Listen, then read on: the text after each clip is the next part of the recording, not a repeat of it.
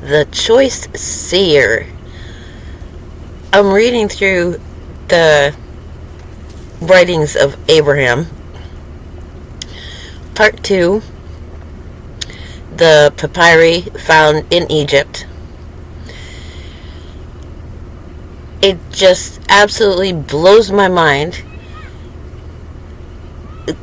The temple of Göbekli Tepe, or Tepe, however it's pronounced, has been speculated to be something possibly built by Noah.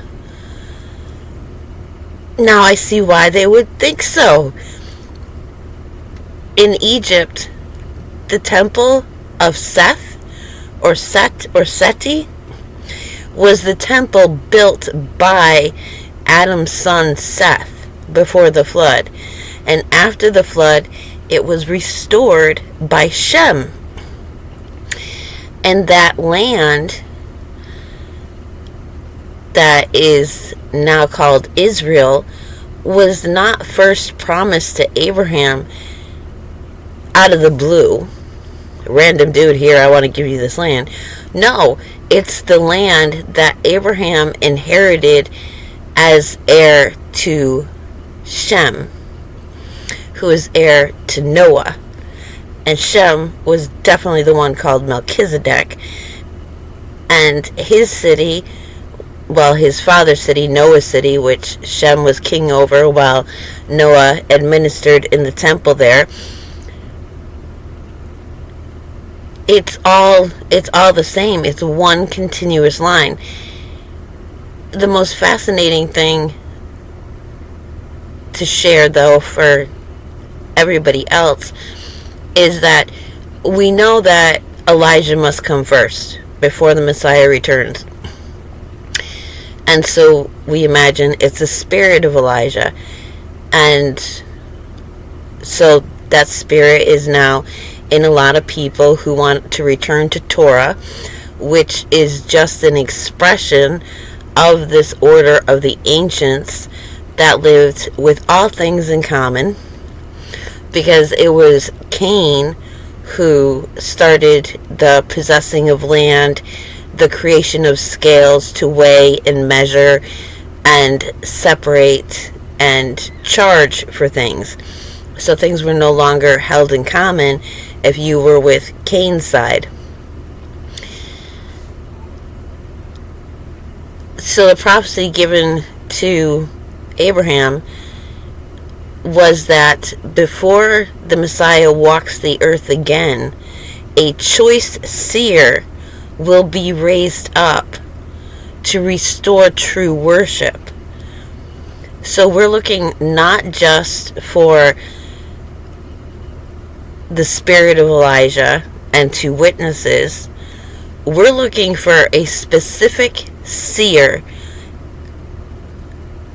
who obviously can receive instruction on how to restore true worship, because they are a seer. They are, they have the qualities of a prophet. They can prophesy. They can learn and be taught directly by angels. So somebody who receives information just like I do. But, of course, it says he will, so it's most likely male. And he will be restoring people. And it's a common theme, because in Egypt and in where Nimrod ruled, there were people who became disillusioned and were seeking true worship of the Most High, the creator of all things. And so Abraham was sent there in response to that.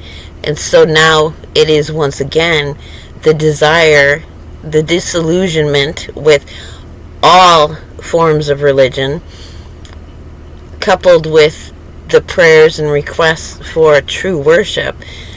Somebody will come to restore that, so that the Messiah, when he returns, he will have a people to be king over, lead over, who will follow his instructions. So I thought that was very interesting. We are not just expecting to want this true worship, we are expecting a specific individual to restore that worship. So of course they would, do it just like Shem and Abraham did it. Teach, send them out to form their own communities and spread out that way.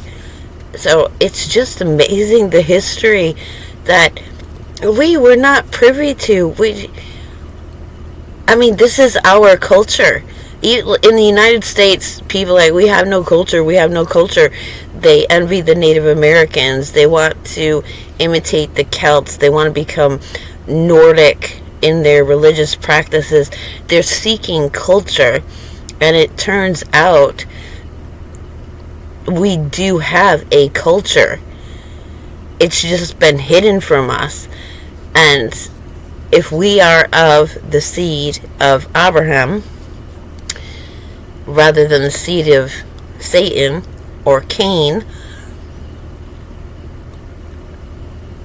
they're referred to as two different races, but they're intermingled. We can't tell the difference ourselves until it comes down to that desire to live a righteous life and to be praying for that guidance to know how and the circumstances and conditions in order to do that. Like, I'm totally excited because I have not found a community yet that I feel I could safely join and subject myself to spiritually.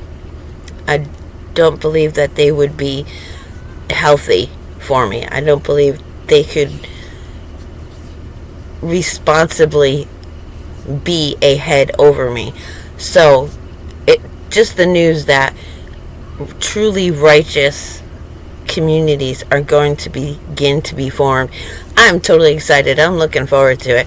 I'm keeping my eyes and ears open, man. I want to meet this dude. I want to be the first there. Say, yes, teach me the way. Oh my goodness. That'd be so fabulous. So I thought I would just leave this here, that we are not just looking to blindly respond to a spirit in us that desires this, but that somebody will be sent to us who will teach us the correct way to live a happy, healthy life, holding all things. That was my big thing. I was seeking a community based on fully informed consent with a gifting culture. So that's basically the same thing.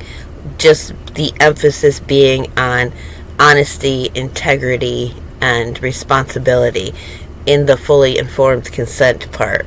So you would know what you were getting into without strings attached, conditions you weren't aware of, and all of those things.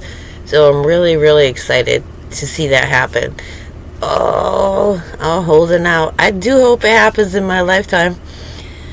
If not, I'm not worried, because I'll come down and be resurrected into it after it's all done and over with, which is possibly quite better.